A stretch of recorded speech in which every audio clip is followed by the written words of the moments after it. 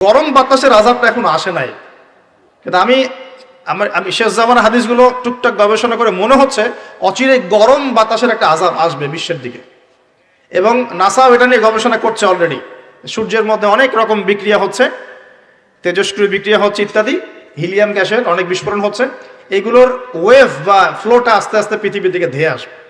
নবীজি বলেছেন ফালিয়ারতাকিবু ইনদা যালিকা রিহান হামরা। এই রিহান হামরা কথাটা এই হাদিসের মধ্যে আছে। তিরমিজির 2211 নম্বর হাদিস এটা আছে। গরম বাতাস ধেয়ে আসবে পৃথিবীর দিকে, গরম বাতাসের আযাব। গরম বাতাসের আযাব আসবে, ওয়া জালজালা এবং ভূমিকম্প। অন্য হাদিসে আসছে সানাওয়াতু জালাজিল, ভূমিকম্পের বছরগুলো। আর আসছে মুতানুন শাদীদ, বড় মহামারী। আর খসফুন মানে এই যে জমিন ধসে যাওয়া, মাসখান মানে চেহারা আকৃতি বিকৃত হয়ে যাবে। আর কযফান একটা আছে, কযফান মানে পাথরের বৃষ্টি বর্ষিত হবে। এই আযাবগুলো কখন আসে? এই পাপগুলোতে মানুষ যখন লিপ্ত হয়। আর আমাকে বলেন দেখি, এই পাপগুলোতে আমরা কম বেশি লিপ্ত আছে কি নাই? আর বড় বড় বস্তুবাদী শহরগুলোতে এই পাপগুলো বেশি না? এখানে মানুষ ওই হাদিসের উপর আমল করছে। এখন কোন হাদিস? নবী সাল্লাল্লাহু আলাইহি ওয়াসাল্লামের ইন্তেকালের ৮০ থেকে ৮৫ দিন আগে একটা হাদিস তিনি বলে গেছে, একদম শেষের দিকে, জীবনের শেষের দিকে। ওই হাদিসটাকে বলে হাদিসে জিবরিল। কি বলে? নবীজিকে জিবরাইল আলাইহিস সালাম মানুষের রূপ ধরে এসে জিজ্ঞাসা করেছিলেন যে কিয়ামত কবে হবে। নবীজিকে জিবরাইল আলাইহিস সালাম মানুষের রূপ ধরে সবার সামনে জনসমক্ষে এসে জিজ্ঞাসা করেছেন কিয়ামত কবে হবে। নবীজি বলছেন মাত্র দুটো আলামত বলেছেন। কয়টা ভাই? দুইটা। একটা হচ্ছে আনতালিদাল আমাতু রাব্বাতুহা, দেখবে যখন দাসী মনিবকে জন্ম দিচ্ছে। দাসী মনিবকে জন্ম দিচ্ছে মানে কি? সমাজের ন্যায় অন্যায়, হক বাতিল, হালাল হারাম, এই যে মানদণ্ড সব উল্টে যাবে। হালাল হবে হারাম, হারাম হবে হালাল, ন্যায় হবে অন্যায়, অন্যায় হবে ন্যায়, হক হবে বাতিল, বাতিল হবে হক, জায়েজ নাজায়েজ, নাজায়েজ জায়েজ।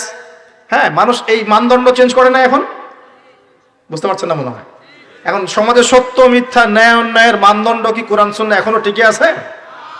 এখন মানুষ নিজে যেটা ন্যায় মনে করে সেটাই ন্যায়, নিজে যেটাকে অন্যায় মনে করে সেটা অন্যায়, নিজে যেটাকে ভালো মনে করে সেটা ভালো, নিজে যেটাকে খারাপ মনে করে সেটা খারাপ। আল্লাহ যেটাকে হালাল করে দিয়েছেন মানুষ হারাম করে নিচ্ছে, আল্লাহ হারাম করে দিয়েছেন মানুষকে হালাল করে নিচ্ছে। হচ্ছে কি না এগুলা? তো এই যুগ চলে আসে নাই যে দাসী মনিবকে জন্ম দিচ্ছে না? মানে মানদণ্ড উল্টে গেছে। আমার কথা কি বুঝতে পারেন? মানদণ্ড উল্টে গেছে। জিনিস ভালো মন্দের, ন্যায় অন্যায়, হক বাতিলের মানদণ্ড উল্টে গেছে। বলেন তো সত্য মিথ্যার মানদণ্ড কি? আমার বুদ্ধি না আল্লাহর ওহী? কোনটা? সত্য মিথ্যা, ন্যায় অন্যায়, হক বাতিলের চূড়ান্ত মানদণ্ড কি? আমার বুদ্ধি নাকি আল্লাহ পাকের কোরআন সুন্নাহ? কোনটা? কিন্তু সমাজে কি সেটাই বাস্তবায়িত আছে 100%? 50%ও কি আছে?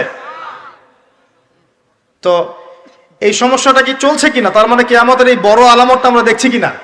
দেখছি। গেল দুই নাম্বারটা নবী বলছেন ওয়া আনতারাল হুফাতাল উরাতাল আলাতা রিয়া আশাই ইয়াতাতাওয়ালুনা ফিল বুনিয়ান। নবীজি বলছেন যখন দেখা যাবে সমাজের সবচেয়ে দরিদ্র শ্রেণীর মানুষ, স্যান্ডেল কেনার টাকা ছিল না, কাপড় পরার টাকা ছিল না, এই শ্রেণীর মানুষ, রাখাল মানে গরু ছাগল চড়াতো, এই শ্রেণীর মানুষ উঁচু উঁচু অট্টালিকা নির্মাণের প্রতিযোগিতা করবে। ভালো করে বোঝেন, নবীজি বলছেন না ধনীরা, সমাজের ধনীরা অট্টালিকা নির্মাণের প্রতিযোগিতা করবে। নবীজি এই কথা বলছেন না হাদিসে। নবীজি বলছেন সবচেয়ে দরিদ্র শ্রেণীর মানুষ, রাখাল শ্রেণীর মানুষ, স্যান্ডেল নাই, গায়ে জামা নাই, এরা উঁচু উঁচু অট্টালিকা নির্মাণের প্রতিযোগিতা করবে। করছে কিনা? কিভাবে সম্ভব এই শ্রেণীর মানুষের অট্টালিকা নির্মাণ না, নির্মাণের কম্পিটিশন করা কিভাবে সম্ভব? 1, সুদের মধ্য দিয়ে, 2, করাপশন দুর্নীতির মধ্য দিয়ে, 3, অন্যের সম্পদ আত্মসাৎ করার মধ্য দিয়ে। এই সমস্যাগুলো চলছে কিনা সমাজে? এরাই যখন 10-20 তলা বিল্ডিং উঠাবে তখন তো আর মানুষকে মানুষই মনে করবে না। বুঝতে পারছেন না মনে হয়? এদের তো কোনো পড়াশোনা নাই, কোনো ব্যক্তিত্ব নাই, কোনো দিনই ইলম নাই, রুচিবোধ নাই, কালচার না, সামাজিক না, এর তো মানে অসামাজিক। এরা যখন, এদের হাতে যখন আপনি সম্পদ চলে যাবে, এরা তো সাধারণ মানুষকে মানুষই মনে করবে না, গরিব মানুষকে কিছুই মনে করবে না, ও মনে করবে আমি সবকিছু। আমরা দেখেছি যার একটা বাড়ি আছে ঢাকায়, ও মানুষকে মানুষই মনে করে না। মানুষকে মানুষই মনে করে না, যে মনে করে আমি শহরের মালিক। হ্যাঁ, কি একটা অবস্থা মানুষের মধ্যে, যে কি অহংকার, কি আত্ম অহংকার, এই দালান কোঠার যে অহংকার, এই সমস্যাগুলো হলে আল্লাহ ভূমিকম্পতে ধসায় দিবেন না? দেখেন নাই কয়দিন আগে কি হলো? গতকালকে যে কোটিপতি ছিল তার পরের দিন রুটি নিয়ে দাঁড়ায় আছে। গতকালকে আইসক্রিম বিক্রি করেছে নাচানাচি করে, তার পরের দিন বসে আছে, কিচ্ছু নাই। আল্লাহ পাক এই পাপগুলা দেখে সবর করেছেন, ধৈর্য ধরেছেন। ধৈর্য ধরে একসময় যখন আল্লাহ পাকের আযাব চলে আসছে, একবারে সব সমল উৎপাদিত করে দিয়েছে। আমরা তো কারো দুঃখে খুশি না, বরং এগুলো সারা দুনিয়ার মুসলমানদের জন্য শিক্ষা। সারা দুনিয়ার মুসলমান যে যেখানে আছি, আমাদের সবার জন্য এটা শিক্ষা। যদি এই পাপগুলোতে আমরা লিপ্ত হই, আল্লাহ পাক ছাড় দিলেও ছাড়বেন না। আল্লাহ পাক ছাড় দিবেন কিন্তু ছাড়বেন না। মানুষের মধ্যে এখন সম্পদের যে অহমিকা, গরিব মানুষকে মানুষই মনে করে না, খেটে খাওয়া মানুষকে মানুষই মনে করে না। রিক্সাওয়ালা, যারা নিম্নবিত্ত, নিম্ন মধ্যবিত্ত, চা বিক্রি করে, পানের দোকান করে, হালাল খায়, কৃষক, এই মানুষগুলোকে এখন বড় লোকরা মানুষই মনে করে না। জাকাত তো দেয়ই না, জাকাত তো তার উপরে ছিল ফরজ, ওই জাকাত তো দেয়ই না যে এই খাবার তার কাছে পৌঁছাবে। উল্টা কিভাবে তাদের সম্পদ লুটে পুটে খাওয়া দেয় সেই বুঝ। আবার দিলেও যে কত শর্ত, বাপরে বাপ। তো কিছুটা মনের কষ্ট থেকে বললাম কথাগুলো আর কি, যে আসলে আপনি যখন কোরআন এবং সুন্নাহর জ্ঞানী হবেন না, তখন অন্যকে সম্মান দিতে পারবেন না। আমরা বড় বড় স্লোগান দিই যে অমুক অমুকের সেবক, অমুক অমুকের সেবক। আসলে সেবা সত্যিকার অর্থে করছি? আল্লাহ পাক তার রাসূলের মাধ্যমে জানিয়েছেন, এই হাদিসটা একটু শোনেন তারপর সামনে যাই। আল্লাহ পাক তার রাসূলের মাধ্যমে আমাদেরকে জানিয়েছেন, শোনো, আলা কুল্লুকুম রাইন, তোমাদের প্রত্যেকে হচ্ছে দায়িত্বশীল। তোমাদের প্রত্যেকেই দায়িত্বশীল। কেউ পরিবারের দায়িত্বশীল, কেউ ব্যবসা প্রতিষ্ঠানের দায়িত্বশীল, কেউ তোমার চাকরির প্রতিষ্ঠানের দায়িত্বশীল, কেউ সামাজিক দায়িত্বে আছো, কেউ প্রশাসনে, কেউ পররাষ্ট্র ইত্যাদি। তোমাদের প্রত্যেকেই দায়িত্বশীল। কুল্লুকুম রাইন ওয়া কুল্লুকুম মাসউলুন আন রাইয়াতি, এবং তোমাদের প্রত্যেককে যার যার দায়িত্ব সম্পর্কে আল্লাহ কিয়ামতের মাঠে জিজ্ঞাসা করবে। আমরা কি উত্তর দেওয়ার জন্য প্রস্তুত আছি ভাই? সবার আগে আমি দেখি, আমি আমার উপর দায়িত্বশীল না? মনে করেন আমি বা আমাদের মতো যারা আছেন, যারা দায়ী ইলাল্লাহ, আলেম ওলামা, যারা উম্মার জন্য ভালো চিন্তা করেন, জনগণকে পথ দেখানোর চেষ্টা করেন, তাদের উপর সবচেয়ে বড় আমানত হচ্ছে কোরআন এবং হাদিস। তাদের উপর সবচেয়ে বড় আমানতটা কি? কোরআন এবং সুন্নাহ। এই জ্ঞানটাকে সত্যটাকে স্পষ্ট করে দেওয়া, এটার আলোকে সত্য মিথ্যাকে স্পষ্ট করে দেয়া। কতজন মানুষ এই কাজটা করতেছে? রিজিক, টাকা পয়সা, উন্নয়ন সবকিছু আল্লাহ পাকে দিবে ইনশাআল্লাহ। আল্লাহ দিবেন না? ইসলামপন্থীদের হাতেই সবচেয়ে বেশি রিজিক থাকবে ইনশাআল্লাহ। ইসলামপন্থীদের হাতেই সবচেয়ে বেশি সচ্ছলতা থাকবে ইনশাআল্লাহ। আর আগামীতে যে দিন আসতে যাচ্ছে, যে অর্থনৈতিক সংকটময় বিশ্ব আসতে যাচ্ছে, এই সময় যে কোরআন সুন্নাহর আলোকে ইকোনমিক্স ঢেলে সাজাবে, সেই পার পাবে, অন্য কেউ পার পাবে না। বিশ্বাস করছেন না? দেখে নিয়ে, যাকাত যদি এখনো চালু না হয়, তাহলে গরিব মানুষের পেটে এবার লাথি মারা হবে সামনে। দেখে নিয়ে, যাকাত চালু করতে হবে। খালি কোটি কোটি টাকা প্রতি মাসে মাসে কামাই করব, যাকাত দিব না, এটা বাদ দিয়ে দেন। যাকাত যে দিবে না সেও বিপদে পড়বে, যাকাত যাকে দেয়া হবে না তারও অর্থনৈতিক মন্দা শুরু হয়ে যাবে। যাকাত আল্লাহ পাক দিয়েছেন কোরআনের। কোরআনের অর্থনীতি মানে যাকাত, কোরআনের অর্থনীতি মানে ব্যবসা, কোরআনের অর্থনীতি মানে সাদাকা, কোরআনের অর্থনীতি মানে কৃষিভিত্তিক অর্থনীতি। এই পুরো বিষয়গুলোর মধ্যে সারা বিশ্বের অর্থনীতি পড়ে যায়। কিন্তু এখন আমরা এগুলো সব না হলেও অনেকগুলো অংশ সরিয়ে দিয়ে সুদ চালু করে এটা দিয়ে খাচ্ছি আর কি। সুদের পরিণাম ধ্বংস হবেই হবে, আজ হোক আর কাল হোক, সুদ ধ্বংস হবেই হবে। সারা দুনিয়া এখন দেখছে যে সুদ কিভাবে ধ্বংস হয়। সারা দুনিয়া এখন দেখছে সুদ কিভাবে ধ্বংস হবে। মনে রাখবেন, এর ফলে শুধু এক শ্রেণীর মানুষই লাভবান হবে। কোন শ্রেণী? যারা বুর্জোয়া শ্রেণী, যারা পুঁজিবাদী শ্রেণী, যারা ধনিক শ্রেণী, যাদের হাতে সম্পত্তি কুণ্ঠিগত থাকবে, এরা হয়তো পার পেয়ে যাবে এই দুনিয়াতে। কিন্তু মধ্যবিত্ত শ্রেণী আর নিম্ন মধ্যবিত্ত শ্রেণীর জীবনে এমন দুর্ভোগ নেমে আসবে সামনে, দেখে নিয়েন কি হয়। সুদের পরিণতি হচ্ছে ধ্বংস। সুদের পরিণতি মানেই ধ্বংস। সুদ যখন চালু হবে তখন আল্লাহ পাক কোরআনে বলছেন, ও যে ব্যক্তি সুদ খেলো সে যেন আমার এবং আমার নবীর সাথে যুদ্ধ করলো। আর একটা বলি তাহলে বুঝবেন, সূরা বাকারায় 200 সম্ভবত 79-80 এই আয়াতগুলোর দিকে আছে, 79-81। আল্লাহ পাক বলছেন, ইয়া আইয়ুহাল্লাযীনা আমানু, হে মুমিনগণ, ইত্তাকুল্লাহ, তোমরা আল্লাহকে ভয় করো। আল্লাহর কথা সহজ না? তোমরা আল্লাহকে ভয় করো। ওয়াযারু মা বাকিয়া মিনার রিবা, সুদ ছেড়ে দাও, সুদের অবশিষ্ট অংশ ছেড়ে দাও, মানে সুদ ছেড়ে দাও।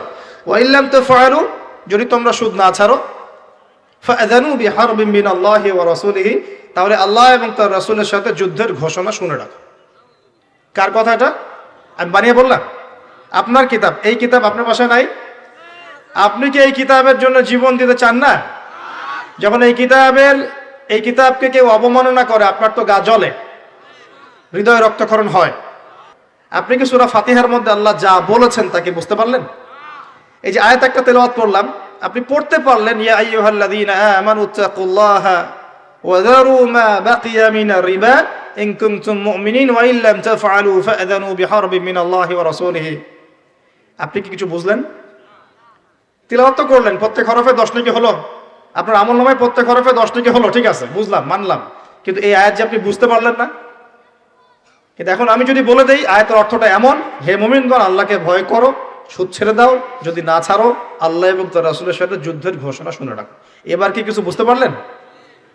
বুঝতে পারেন নাই? তাহলে অর্থের দরকার নাই ভাই। আর কত সহজ করে বলবো বলেন তো ভাই? আর কত সহজ করে বোঝা? তা আমি যে এখন মুসলিম পরিবারে জন্ম নিয়েও যে আমি কোরআন তেলাওয়াত করতে পারছি না, অর্থটা পড়ে দেখছি না, নবীর হাদিসগুলো পড়ছি না, কোরআন রেগুলার একটু তেলাওয়াত করি না, কোরআনের একটু দাওয়াত মানুষকে দেই না, কোরআনের কাজে সাহায্য করছি না, এগুলো কি আমার অপরাধ হচ্ছে না? কে বড় অপরাধী তাহলে? তারা না আমরা? বলেন এবার। এখন কি দ্বিতীয় ওয়াদাটা করতে পারি? প্রথম ওয়াদা করেছেন দরুদ পড়বেন সকালে সন্ধ্যায় 10 বার করে, মনে আছে তো নাকি ভুলে গেছেন? আমাদের মেমোরি তো এখন মাছের মতো, অ্যাকুরিয়ামের মাছ আছে না, ওই মাছের মেমোরি ওখানে ঘোরে কেন সারাদিন জানেন? কারণ ওর memory short time memory loss, মানে ওর মেমোরি এত নিচু স্কেলের, ও মনে করে যে এটা হচ্ছে অনেক বড় সমুদ্র, ও কোথায় গেল ভুলে গেল, এই যেখান থেকে এই পর্যন্ত গিয়েছে ও ভুলে গেছে কোথায় আসছে, মেমোরি লস। আমাদের কেন জানি আমাদের জাতিটা এরকম হয়ে গেছে, আল্লাহ মাফ করুক। একটা ইস্যু আসে, ওইটা নিয়ে একদম মাতামাতি লাফালাফি, চলে গেলে ওটা ভুলে যাবে, নতুন ইস্যু। এমনটা হয় না? আচ্ছা, তো আপনারা ওই রকম হয়েন না অন্তত পক্ষে, আল্লাহ পাক তৌফিক দান করুন। তো প্রথমে ওয়াদা করেছেন কি 10 বার করে দরুদ, মনে আছে তো? আচ্ছা, এবার দ্বিতীয় ওয়াদা করেন যে কোরআন যারা তেলাওয়াত করতে জানেন না, আমি অর্থের কথা বলছি না এখন, জাস্ট তেলাওয়াতের কথা বলছি, যারা কোরআন তেলাওয়াত করতে জানেন না, এই যে রমজান মাস সামনে আসছে, এই পুরো রমজান সময় দিলাম বিশুদ্ধ করে কোরআন তেলাওয়াত শিখতে হবে। রাজি আছেন ইনশাআল্লাহ? রাজি আছেন ইনশাআল্লাহ? ওয়াদা করছেন তো? নিয়াত এত দুর্বল কেন? নিয়াত এত দুর্বল কেন? কোরআন তেলাওয়াত শিখতে কি কষ্ট হবে খুব? এটা তেলাওয়াত শেখাটা কি অযথা হবে না কাজে দিবে? কোরআন যে তেলাওয়াত করতে জানে না, কোরআন কি তার পক্ষে সাক্ষী দিবে না বিপক্ষে সাক্ষী দিবে? আর কোরআন যার বিপক্ষে সাক্ষী দিবে সে কি জান্নাতে যাবে? কি মনে হয়, জান্নাতে যাবে? আচ্ছা, তাহলে একটু ওয়াদা করতে পারি ইনশাআল্লাহ, আগামী রমজান শেষ হওয়ার আগেই কোরআন তেলাওয়াত শেষ হওয়া চাই ইনশাআল্লাহ। পারা যাবে ইনশাআল্লাহ? যে ফজিলত বলি, প্রত্যেক হরফে 10 নেকি পাবেন ইনশাআল্লাহ, প্রত্যেক হরফে 10 নেকি। কোরআনে কতগুলো হরফ আছে জানেন?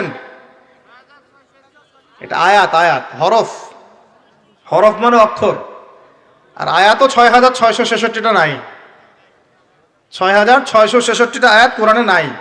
বাসায় কি গুনে দেখেন, কোরআনে আয়াত আছে 6236টা, 6236টা, বাসায় কি গুনে দেখেন। 2, কোরআনের শব্দ আছে 77,800টা, শব্দ বুঝি, ওয়ার্ডস 77,800টা, এটা হলো শব্দ সংখ্যা। আর অক্ষর প্রায় 5 থেকে 6 লক্ষ অক্ষর আছে, 5 থেকে 6 লক্ষ অক্ষর আছে। এখন প্রত্যেক হরফের 10টা করে যদি নেকি হয়, একবার বিশুদ্ধ করে কোরআন খতম দিলে কত নেকি হবে বলেন? কত হবে?